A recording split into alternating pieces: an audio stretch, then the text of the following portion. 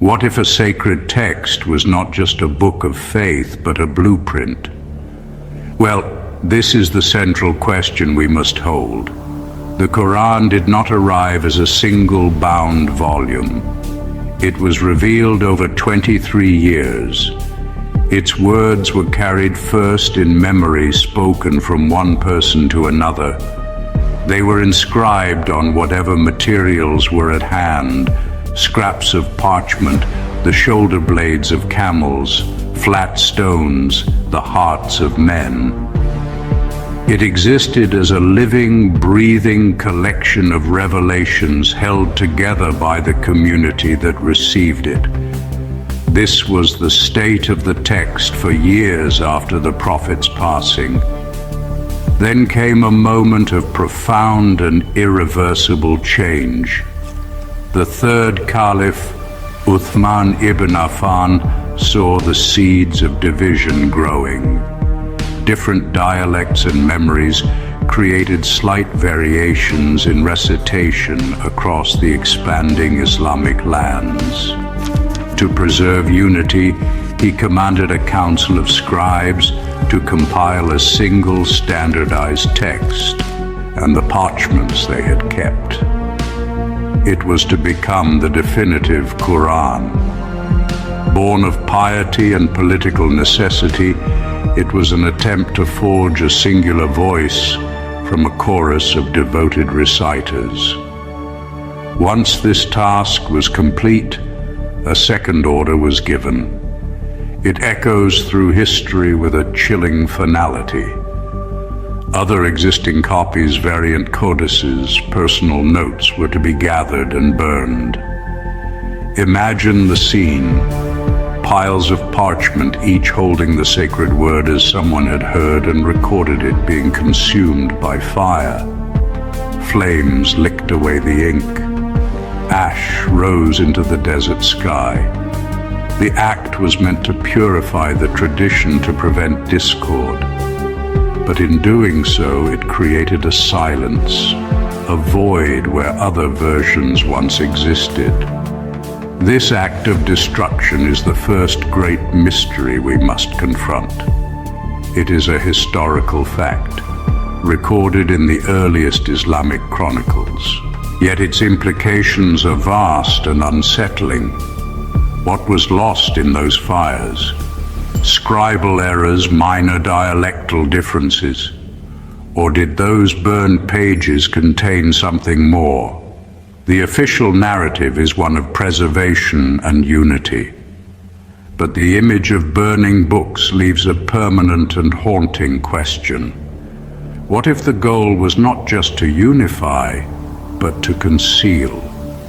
This is where our inquiry begins, in the smoke of those ancient fires. In the story of the Quran's compilation, certain figures stand out. One such man is Marwan bin al-Hakam. He was a powerful and controversial administrator. He was a cousin to Caliph Uthman. He was a key player in early Islamic politics. History paints him as a shrewd and sometimes ruthless figure. His name is linked to the consolidation of power and the enforcement of Uthman's policies. To understand the mystery of the burned pages, we must look closely at his actions regarding one special copy. This copy belonged to Hafsa, a widow of the Prophet and daughter of Caliph Umar. Her parchments, the Mushaf of Hafsa, were among the earliest and most authoritative, compiled under her father's supervision and treasured as a primary record. Uthman's committee borrowed Hafsa's Mushaf as a master reference. The scribes used it to verify their compilation, cross-referencing companions' memories. Here the story takes a darker turn. After the Uthmanic Codex was distributed, Marwan grew concerned about Hafsa's original.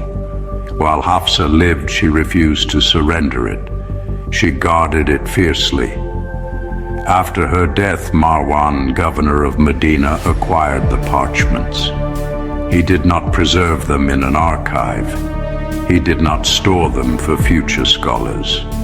He ordered them destroyed, burned, or had the ink washed from the parchment. Why erase the very source used as a benchmark for the official text? The standard explanation: he feared future conflict, a rival to the standardized version. Now we must turn from history to the text itself. Let us listen to its voice. The Quran speaks with a unique and shifting perspective. In many verses, the speaker is singular, I, me. This is the voice of the Absolute, the one Creator addressing His creation directly. It is intimate and powerful.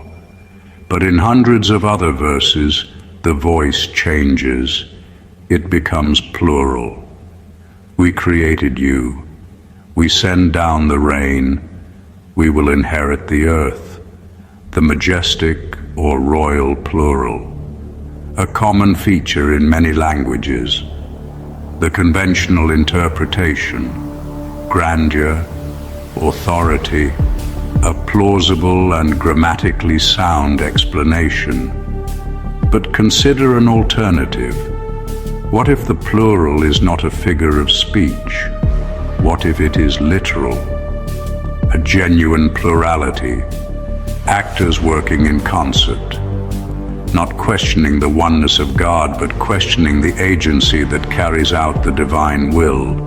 Not a king, but a council, a collective of beings, an engineering corps, a celestial bureaucracy, angels who record, angels who descend, angels who carry the throne, angels who manage affairs by command.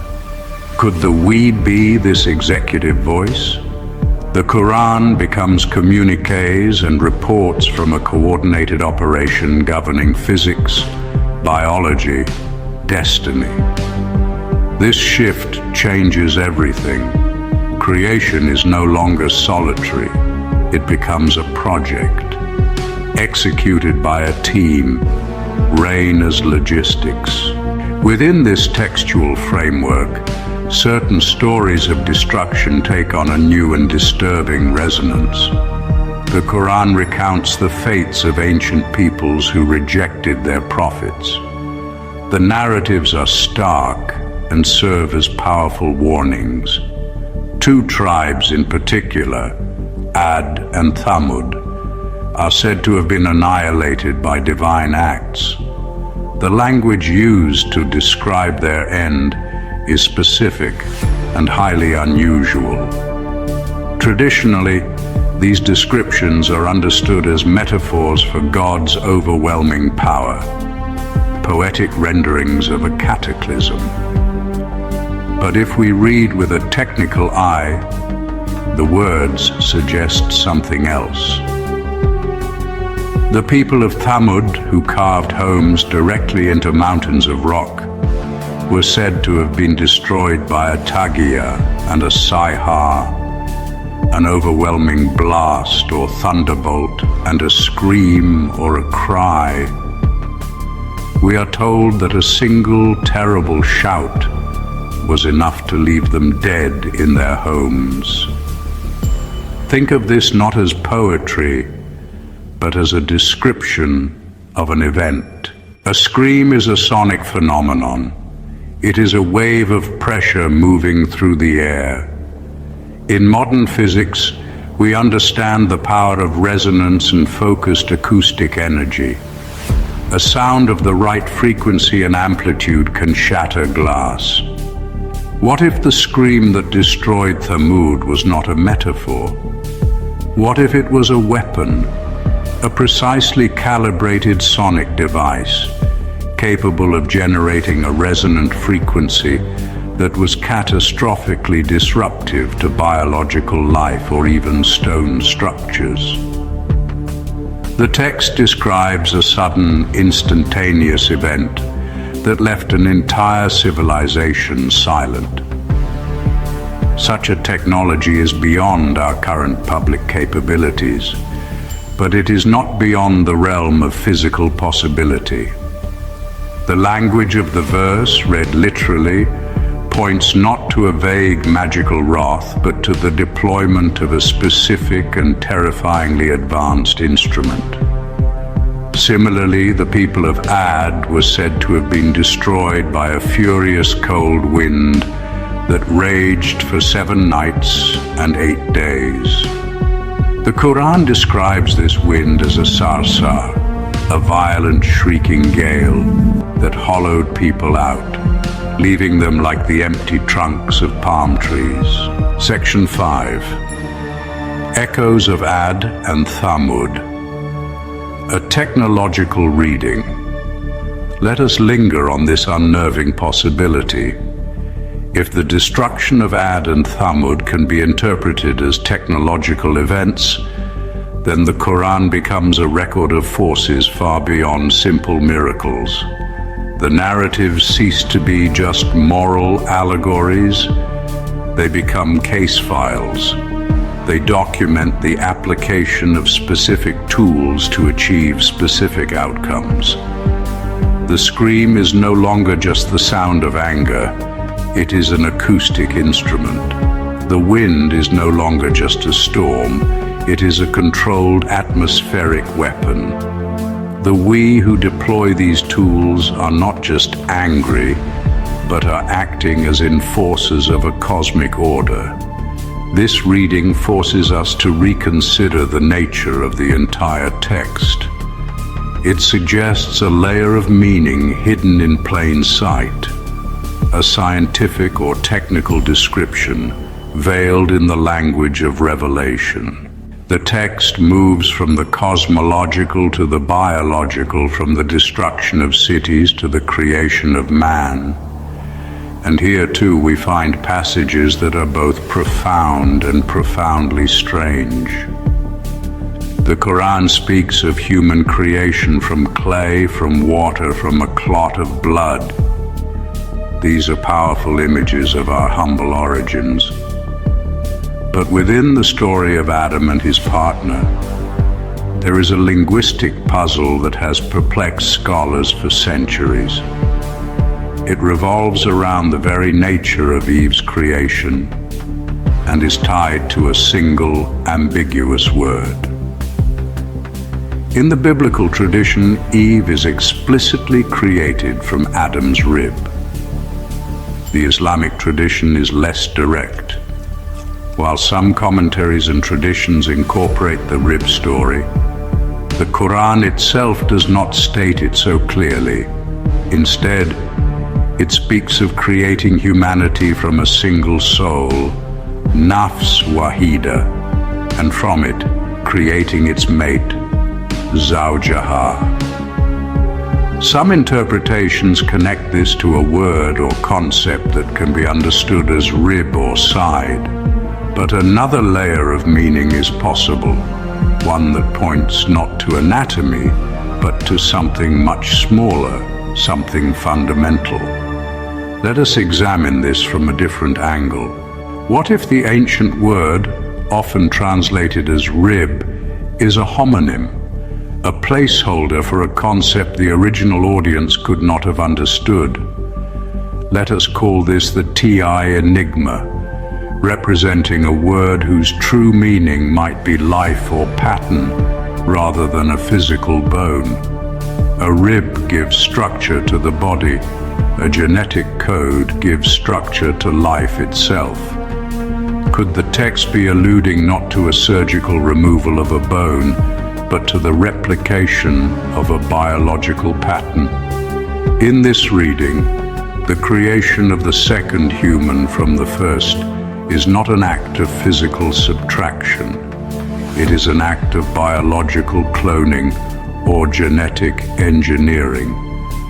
The single soul is the original genetic template. The creation of its mate is the process of copying and modifying that template to produce a complementary being. The text would then be a highly compressed allegorical description of DNA replication and differentiation. It is a radical idea, but one that aligns with the text's own internal logic of a universe built on information, patterns, and precise engineering by the we who manage it. The stories are true, but their mechanism is not what we have assumed. The power at work is not arbitrary or magical. It follows rules. It uses instruments. It operates with a logic that might be closer to physics than to theology.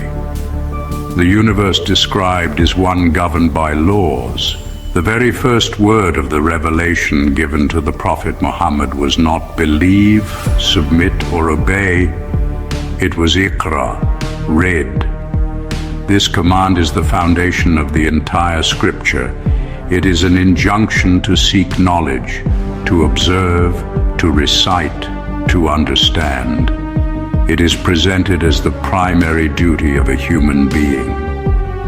On its surface, it means to read the words of the revelation, a call to literacy, engage with the text about to unfold. But what if read has a deeper, more expansive meaning? What if it is not limited to words on a page? Read in the name of your Lord who created man from a clinging substance. Read, and your Lord is the most generous, who taught by the pen, taught man that which he knew not. The command to read links to creation and new knowledge, a call to investigate the fabric of our existence.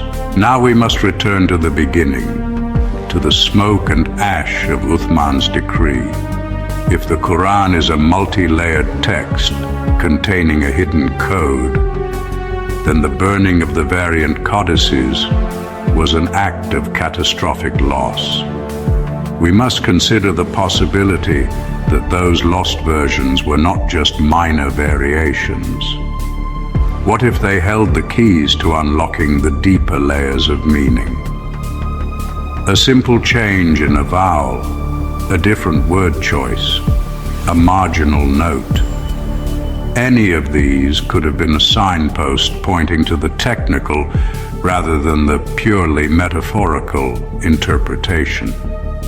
Imagine a complex piece of encrypted software. The main code might be robust and widely distributed, but it is useless without a separate decryption key. If that key is destroyed, the code remains locked, its function obscured. The burning of the early Mushafs, especially the master copy of Hafsa, could have been the equivalent of destroying that key. Marwan's insistence on its eradication suddenly appears in a new, more sinister light. We end where we began, in quiet contemplation of a mystery.